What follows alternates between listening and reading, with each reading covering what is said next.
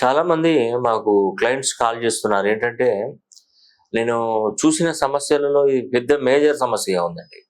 అదేంటంటే, వివాహం జరిగిన తర్వాత అబార్షన్స్ అవ్వడం, పిల్లలు సంతానం కాకపోవడం. ఒక 9 నెలలు డాక్టర్లు ఏం చెప్తున్నారంటే, బానే ఉన్నారు బేబీ బానే ఉంది అని చెప్పడం, అక్కడి వరకు వాళ్ళు సంతోషపడడం. 9 నెలల తర్వాత పిల్లలు పుట్టిన తర్వాత ఏదో ఒక లోపం గుండెలో, హార్ట్‌లో హోల్ ఉండడనడం, అంటే చూపు సరిగ్గా లేకపోవడం, అంగవైకల్యం చెంది ఉండడం. ఇవన్నీ గూడా మనం బయటకొచ్చేదాకా తెలీదబ్బా. పిల్లోడు పుట్టేదాకా తెలీదు. మరి ఈ దోషానికి ప్రభావం అసలు ఎందుకు వీళ్ళకి ఇలా జరుగుతుందంటే, దీనికి కాలసర్ప దోషం గాని, అదేవిధంగా మన గత జన్మలో, మనం ఈ జన్మలో చేసుకున్నటువంటి ఏమన్నా కర్మలు ఏమైనా ఉంటే, అదేవిధంగా లగ్నంలో కేతువు గాని, రాహువు గాని, కుజుడు ఈ 3 గ్రహాలలో 2 గ్రహాలు కలిసి ఉండడం వల్ల గాని, ఈ యొక్క రాహుకేతువు పూజలు చేయించుకోకున్నా, మరి ఖచ్చితంగా హోమం జరిపించుకోవాలి. రాహుకేతువుకు సంబంధించి కాలసర్ప దోష నివారణ